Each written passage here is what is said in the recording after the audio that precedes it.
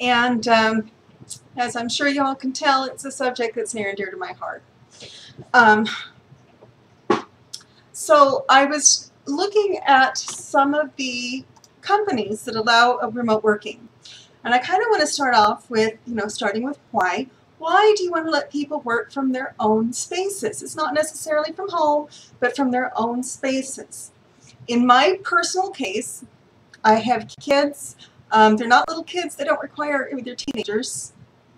They don't require a lot of supervision anymore, but the time was that they did. And it was a huge blessing to be able to work from right here and get the job done and still be able to be home with my kids. Another reason is that I live just south of Salt Lake City, and I'm very grateful every day that I don't have to drive into Salt Lake City, because the traffic it's not the worst in the country. I've seen cities that have much, much, much worse traffic. Los Angeles, New York, Seattle, St. Louis, Nashville. I white knuckle my way through those cities.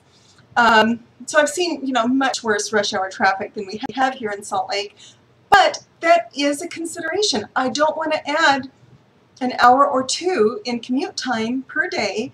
I don't want to add the wear and tear on my car. I just want to work. And all of the tools that I need for working are available on the web. So, to be fair, now there's companies like Google, Facebook, and Twitter spend a lot of money to keep their employees on site. They have, free buffet meals. They have free gym access. Apple has a place where you can swipe your ID card and just buy a laptop. No big deal. Shuttles. They have all kinds of things that is designed to get you in the office and stay there. And we see this a lot. We see the ping pong tables and the, all the fun stuff. But does that really add to productivity? Does it add to your efficiency? And I would suggest maybe not. GitHub and Mozilla, which are not exactly slackers either, actually try to keep people from coming into the office. And that's actually the model I prefer, because I kind of have my space already set up here. I have my high-powered desktop computer that just does not compare to my laptop. I have my, my two 24-inch monitors. I have a hard time seeing, so that's a huge blessing.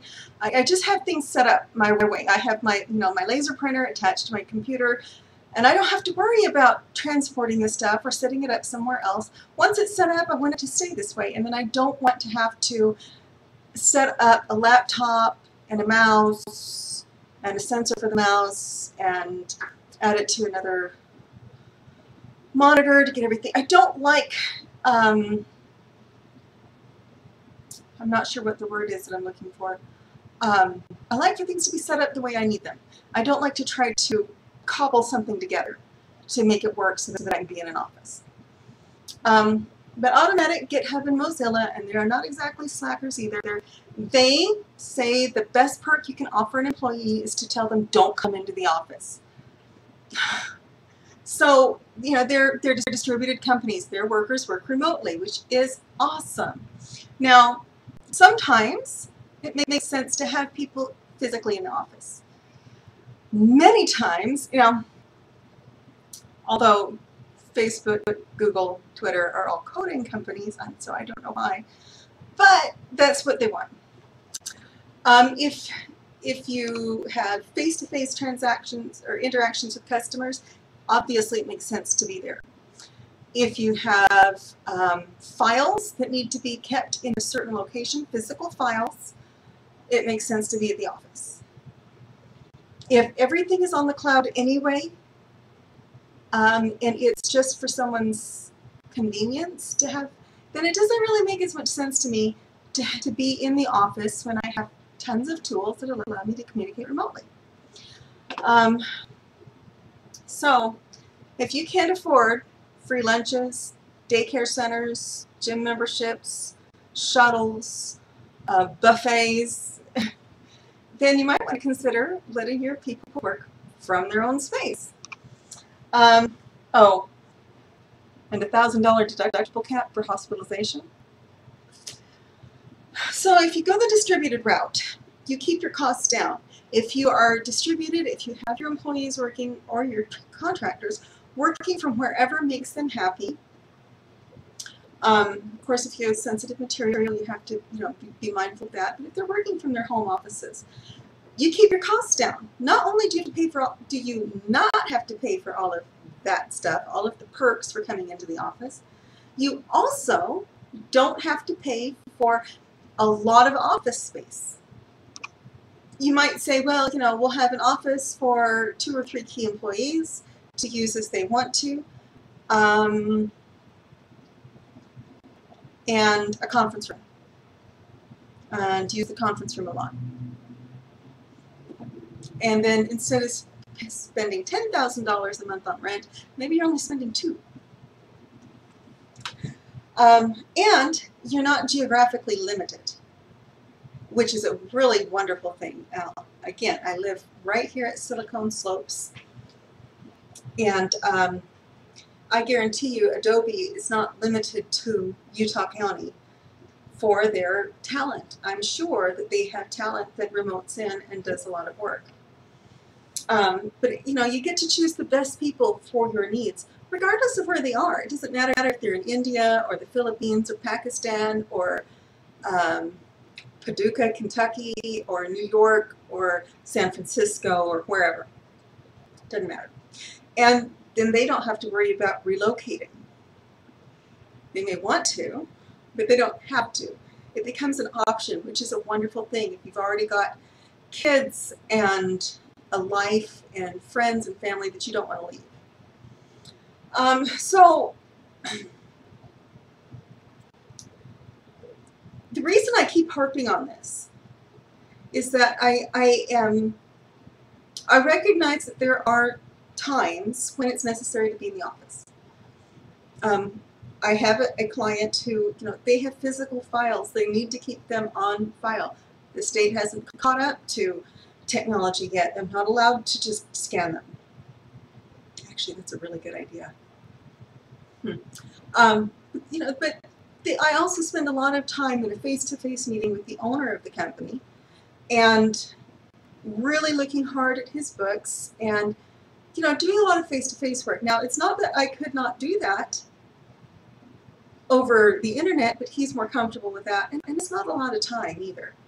And it's because I'm a contractor, I come in when it pleases me and I leave when it pleases me, and I just have a certain quota of hours that I need to not go over. But all the reasons we used to have to be on premises are just going up in smoke. The fact that I can produce these videos every single day and discuss these things that I'm so passionate about, you don't have to be here with me. I don't have to have a special conference room. I don't have to have a special studio even, as long as you don't mind looking at my kitchen. Why would I need to be face-to-face with very many clients? Now, 68% of companies believe that offering workers a flexible environment leads to higher revenues. Let me tell you why. This is just my own personal experience, okay? You can kind of take that and leave it, or leave it as you like. I like to go hiking in the mornings. The challenge to that is I am not a get up at 5:30 in the morning type of a person. I am a, crawl out of bed with my contacts glued to, my eyes glued shut because of my contacts. Desperately seeking Diet Coke for the caffeine kind of a person. It's everything I can do to get up at 7:30. I used to be able to get up a lot earlier. I used to be younger too. But if I find that if I go hiking in the morning and I kind of physically wear myself out, I'm more mentally sharp. I'm mentally sharper. That's what it is.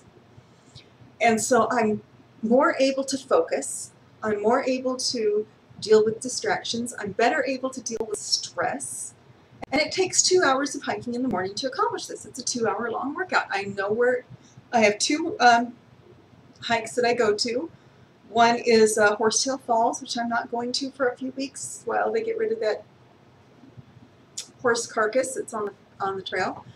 And Grove Creek. They're both, you know, within minutes of my home. And I know it takes me 2 hours to get to a certain point, or, you know, 1 hour to get to that certain point, and then an hour to get back. Maybe less to get back. But I am so much better off if I do that. You know, I notice if I don't. And the first few days are usually kind of challenging if I've been off for a little while. But once I get back into it, within a week, I can notice that I have more energy and I'm sharper and I'm more focused than I was when I didn't work out in the mornings. Now I can work out in the evenings, and in a lot of ways that works out better for me. But if I can work out, even if it means that I start my workout at 9 in the morning, then I work better. When I work at home, my kids aren't here right now. My daughter is at work, and my son is on the East Coast. So this is a perfect place for me to be right now. It's quiet. My stuff is set up. I'm close to my Diet Coke, my ice, my refrigerator, coffee maker, you know, whatever it is that I need, it's right here. And I can get up and I can take a break and putter if I want to. I just kind of putter around the kitchen and, you know, load the dishwasher and take care of some things. It only takes 5 minutes to do, but it gives me a needed break. And because I have this, when I have this flexibility, I find that I am much more efficient. I get more stuff done in less time, and I get it done accurately and, you know, and quickly. Now, there are people that goof off when they're supposed to be working. To be fair, I find that I have a harder time focusing when I'm in somebody else's office than I do at home.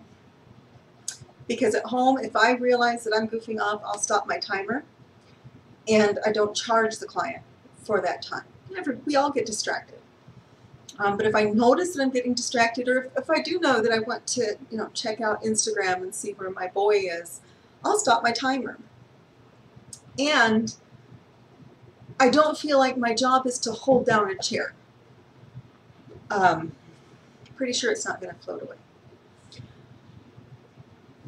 So, you know, what I'm trying to say is there's a lot of people that say, oh, if I'm not watching them every minute, they're going to be goofing off. And the fact is, they can be right there under your nose and be goofing off. There's no way to control that.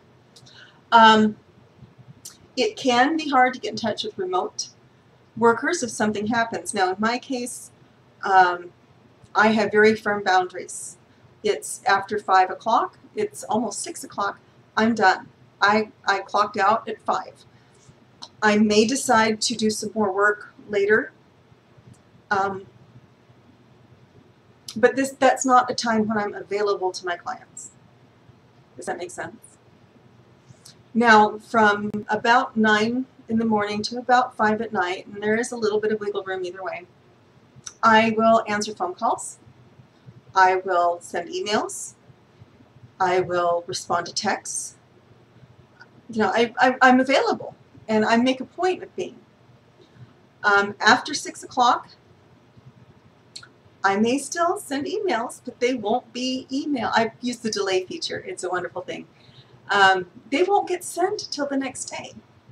Same thing with my texts. I will respond to texts, but they won't, I mean, I'll schedule them for tomorrow.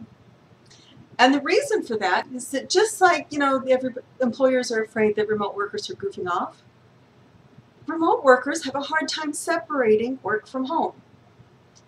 And they feel like they're on call 24/7, and a lot of times they're treated that way.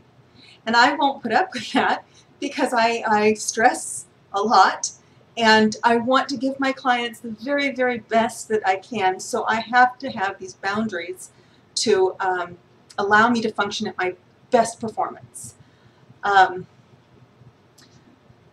So some of the things, this kind of leads into my next thing. One of the best ways, and I hammer and harp on this all the time, communication is key. It's key for me as an accountant to communicate with my clients. It's key for me as a director of remote operations to communicate with my personnel. It's key for them to communicate with me. And I have so many tools at my fingertips to do that. You may need a daily meeting. You may even need a twice daily meeting. But those should actually be on the schedule. So if you want to meet with me over the phone at 9 in the morning, I need to know about that. And I may do something like, you know, decide to go hiking, but I'll take a notepad and a pen with me. So when you do call, I have a place to make notes, and then I will put that in my phone so that I know what I need to do. In fact, if you're working remotely, you should over-communicate. It's important that people know what's going on. Some of the things that I personally try to do, my accounting clients, I try to meet with them at least once a quarter, and virtually. It's not a live in-person meeting unless they request that. It's a virtual meeting. It's just like this with the camera, and I can screen share, you know, their books with them and open them up and talk to them about what we see and what that means.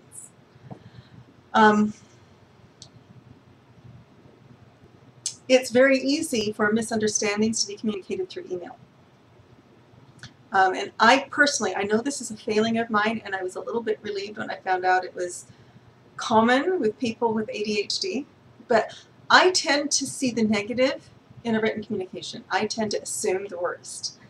And so I have to actually take a step back and assume, you know, oh wait, that's probably not what she meant, and respond as if it was meant at face value. And we've all done that. I mean, I'm sure we've all done that. We've gotten a text or an email, and because you can't read body language or voice subtext in writing, and we tend to dash those off so quickly, it's very easy to take those the wrong way. So I like to communicate and communicate and communicate, and I also have to be very careful that I don't take things poorly. It's even worse if you're stretched out over time zones. Another thing that I do, and I like to do this whether I meet with a client in person or virtually, and that is we will go over things and I will take careful notes. And at the end of the meeting, I will send the client an email that says basically, thank you for meeting with me on Monday, July 17th. We discussed this, this, this, and this. And I said this, and you said that. And you agreed to this, and I agreed to that. I agreed to make sure that your, what's one I'm working on? I agreed to review your QuickBooks Online and make sure that there's nothing left in unaccounted or in the certain account. And you agreed to send me the information that I need to do that. I agreed to do 6 months of catch-up in a week due to, you know, to expedite this due to this event that you were having, and you agree to pay me this amount. I just kind of lay it out. This is what I said, this is what you agreed to. This is what I agreed to, this is what you agreed to. For a couple of reasons. One is that I am easily distracted. Oh look, something shiny. And it's hard for me to get back on track if I'm distracted. So I have to take notes, and I have to make sure that I send this back to the client so that there's no miscommunication. In fact, I get a little frustrated because, you know, if they don't send it back and say, okay, yeah, looks good to me, I agree with that, what you said. And it's not that I want to get a bunch of response emails like that. It's more that I want them to acknowledge that, yes, I agree with you, this is what was said. And, you know, 99.9% of them do. Setting that standard right out the gate completely transformed my practice. The one client that I kind of struggle with now is one that actually wants me on the premises. There are people that I think very highly of, and so I go ahead and do that. And I've kind of laughed and said if I really decided I had to work here, they would let me. It's not a big deal. And it's not the people that I work directly with. It's the upper management that seem to be a problem, and a lot of it is this communication. They'll say, oh, no, we want you to do this, and then 20 minutes later they're telling us to do completely the opposite. And so if we have everything in writing, then they can't go back and change their story. It just helps. It just helps a lot, and it seems like a little bit more time, but it's time that actually helps with your efficiency. Other reason I really like to do this follow-up email anytime I have any sort of interaction with the client, face-to-face or voice interaction with the client, is so that I can go back and refresh my memory about the things that I committed to. Because if there's one thing I absolutely hate, it's failing to meet my commitments. So if I have it in writing and I have it in front of me and I can look at it again, I can check everything off and go, okay, I did everything, and a little bit more. Optimize the right kinds of communication tools. There are times when a chat room is like the perfect thing. There are times when email is better. The reason I say that, and I think I've said this last week, is in a chat room you just kind of don't really think about it, you shoot off at the hip. With an email, it seems a little more formal, so people tend to stop and think a little bit more and read it over before they send it, I hope. Or a video conference may be the best way. And you may even decide to record the video conference. One of the reasons a video conference is so great is that you can look at everybody and make sure that they at least appear to be engaged. It's very easy. It's very easy for me to zone out when someone's just talking in my ear. But if I have something to look at, then it's like it's connecting to different channels. A lot of times I know what I'm trying to say, but I don't quite know how to say it. It's like when I was in school and I would take notes by hand, and then I would get home and I would type them up. And it's not that I really needed the notes, because I never looked at them again. It was that when I hand wrote them, it engaged part of my brain. When I typed them, it engaged a different part of my brain. So it's kind of the same thing. If I have something to look at that's moving and is kind of interesting, even if it's just a talking head, then I'm more likely to stay engaged than just having a voice drone on in my ear. If I just have a voice droning on in my ear, it takes more work for me to stay focused and engaged. So that's one way of really helping with productivity, is to do a video call. Also use email, chat rooms, texting, phone calls, social networks, digital whiteboards, project management software, CRMs. And all of this stuff that we have to try to keep us on track in the office works just as well out of the office. And another thing is to pay attention to what's going on. If you break up your work up into teams, and we all do this, for one thing, make sure that they're communicating well within the team. And that, if you have a project manager that's not on top of communication and they're in charge of the project management team, then you have people working on things that don't really go with other things, or that they are duplicating effort. And that's one that I've seen a lot of people struggle with if they've got a team. They have one person entering bills and another person entering bills, and then they've got two sets of bills that are duplicate, and they don't, it doesn't shake out sometimes. When I'm working on a client alone, I can make sure that all of those shake out because I know what I've done. But when you have a team going on, it's very easy to duplicate effort.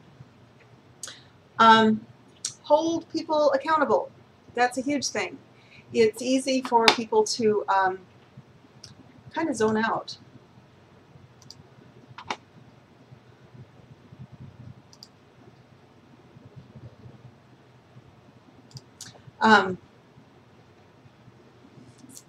Accountability is a huge thing.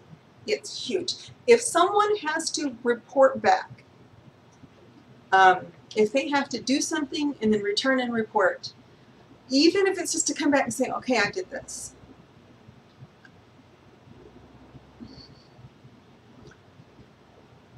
It eliminates people taking advantage. On the other hand, yeah, I have worked on accounts and bills and a set of books that was a complete disaster. And I was part of a team, and they told me to reconcile some, just to go through and make sure that we had all of these bills for this one vendor correct. And I actually had to print off all of the bills. I had to try to figure out where the past due balances were coming from, what the new balances were, what we actually owed, and that was stuff that they couldn't see going on in the background. It wasn't like I was posting payments and they could see that. It was me, just struggling to figure all this out because it was a wreck. And so I worried that they thought I was goofing off, and I was actually working very hard for them. But, fortunately they're not very micromanaging, but you just want to make sure that those expectations are met. Again, it goes back to communication. You want to make sure that expectations are set. I talked last week about the best way to manage me is to give me a task, to give me a deadline, and to leave me alone. It's Monday, I need this, this, and this done, and I need it done by Friday. I'll move heaven and earth to make that happen if I know there's a deadline. I'll work, around the clock because I'm committed to that. Or I may come back and say, you know what, you gave me 25 hours to do this, it's going to take way longer. But if I have, if you have a pretty good idea of how long it takes to do a project, you can give them some wiggle room, some, lack of focus time. But you should have a pretty good idea of how long it takes to do certain tasks. Again, my problem with most of my employers or companies has been that I work faster than everybody else, and so I usually say, it takes me an hour, give them 2. But again, it's just a matter of setting expectations and making sure those expectations are met. It doesn't mean you have to manage what they're doing every minute of the day. It does mean things like, accountability means things like go in and audit their books if you're an accountant. Go back and double check their work. Look and see what they've done. Is it any good? If they're a coder, you want to take a look at their code and see if it will even run. You just want another set of eyes on it. But that's just, you let them go do their thing. You give them a task and let them go do. And then when it comes back, you just double check it.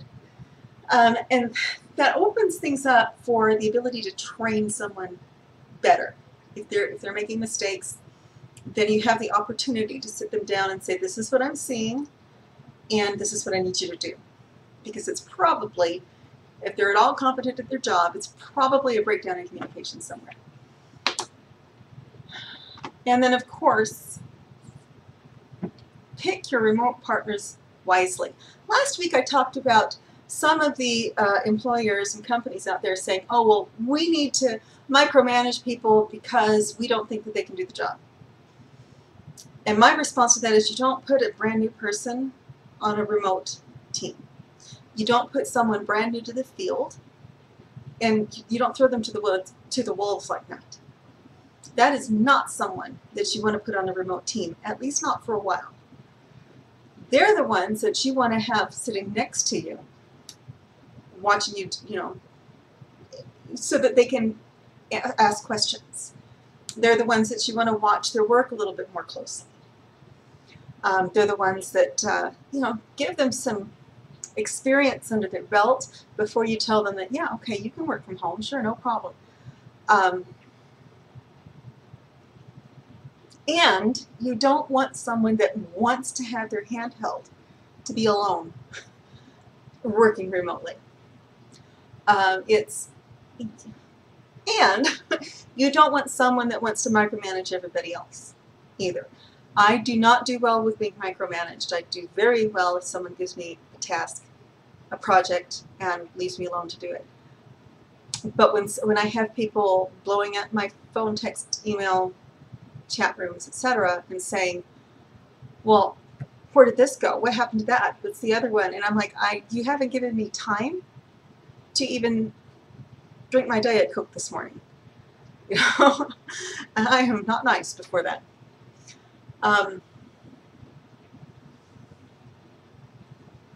And a lot of times bad communication relates to that attitude. If they're competent and they know how to do the job, they're going to deal with you competently and intelligently. If they are giving you attitude, they may not know what they're doing. So those are the people that you want working remotely, the ones you want working from home, are the ones with a very strong work ethic. The ones that you know are going to get up in the morning and hit their desk.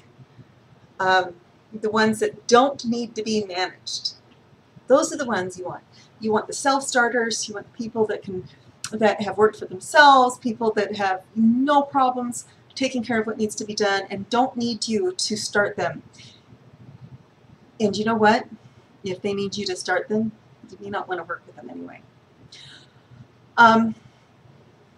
So that's it. The upside to letting your team work remotely is that they require less management. They require less of your time, and they will probably amaze you. That has been my experience. The ones that were good at their jobs and were allowed to work remotely, it's like they worked extra hard to prove to us that our trust in them was not misplaced. So that's about it on working from home for today. This is, again, it's something I'm very passionate about, and it means a lot to me to be able to be home when my kids get home from school and when they get home from work, and to be here, even if I don't interact with them very much. They know I'm here, and I know that it means a lot, and it means a lot to me too. Happy Monday, and I will talk to you tomorrow.